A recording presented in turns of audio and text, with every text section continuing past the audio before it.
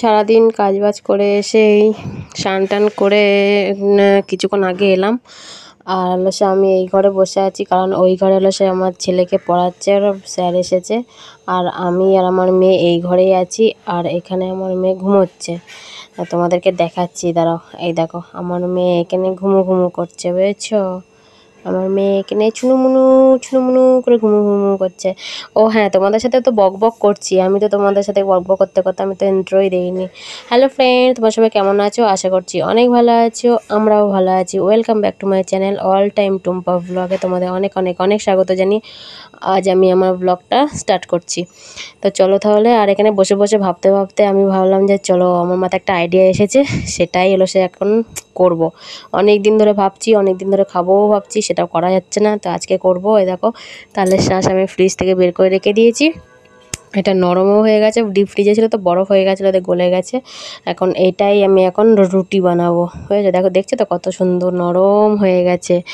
আর এখানটায় চালেনি নিয়ে নিয়েছি বাটির মধ্যে, আর এখন আটা নিয়ে নিয়েছি। এটা হলো সে রেশনের আটা।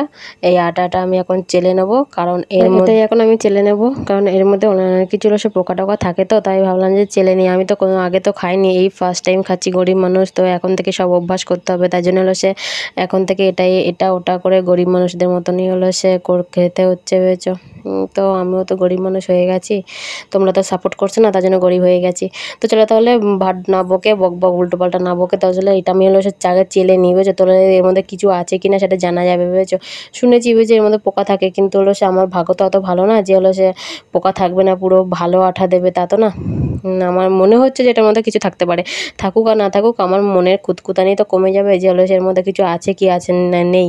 তো চলো আমি চেলে নিই, বুঝেছো? তোমরা দেখতে থাকো যে হলো এর মধ্যে কিছু আছে কি আছে না। তোমরা বড় তো গেস্ট করো যে কিছু পাবো কি পাবো না, কিছু পাবো কি পাবো না, পাবো কি পাবো না।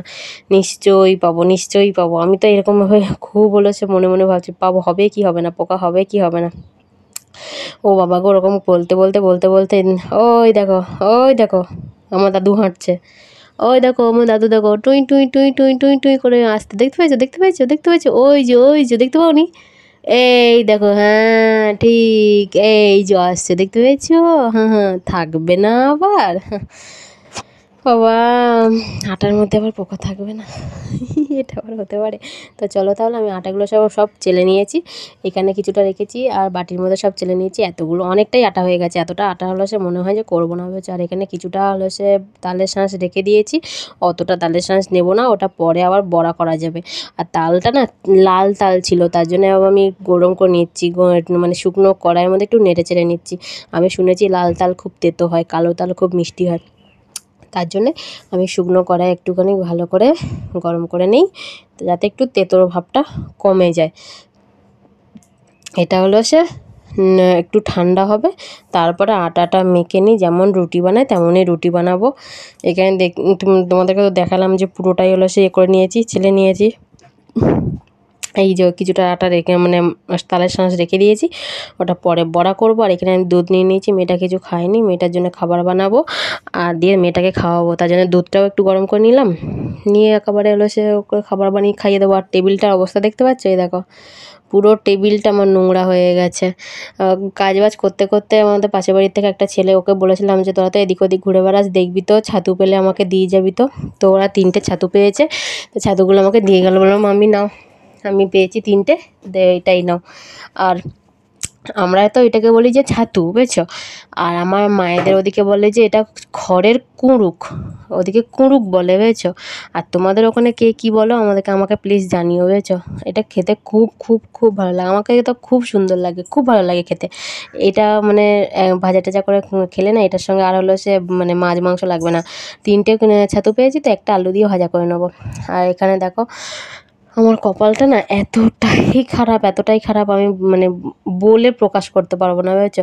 দুটো বাচ্চাকে নিয়ে সংসার সামলে আমি আমার একা হাতে, আমার হাজব্যান্ড তো থাকে না, তোমরা সবাই জানো যে আমার বর থাকে না বাড়িতে, ও হলো সে 5 মাস 6 মাস পরে তবে বাড়িতে আসে।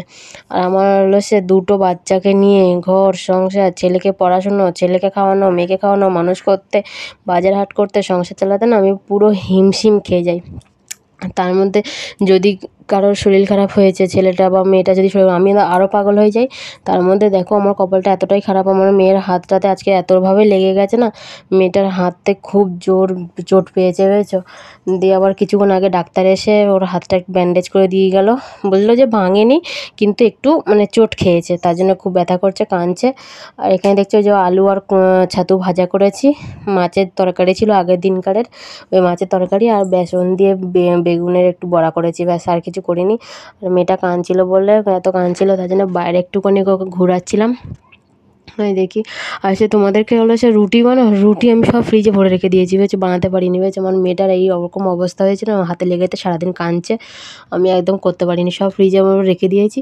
জানি না কবে কী করব, কখন কী করব, টাইম পাবো, তাই জন্য আমি বাইরে ওকে নিয়ে একটুখানি ঘুরতে বেরিয়েছি। থাকুক ওগুলো, মেয়ে আমার, ছেলে মেয়ে আগে, আমার খাওয়া আগে না। আমার ছেলে মেয়ে যদি কিছু হয় না আমি পাগল হয়ে যাই, একদম পাগল হয়ে যাই, আমি একদম নেই করতে পারি না। আর আমার ছেলে মেয়ে আর আমি তিনজনে মিলে বাড়ির সামনে একটুখানি ঘোরাঘুরি করছিলাম, মেয়েটাকে নিয়ে একটু চুপ করাচ্ছিলাম। আর আমাদের চারিদিকে এদিকে ধান পোতা হয়ে গেছে, পুরো সবুজ লাগছে। তো চলো তাহলে আজকের মতো টাটা, তোমরা সবাই ভালো থাকো, আশেপাশের লোককেও ভালো রাখো, সুস্থ রেখো।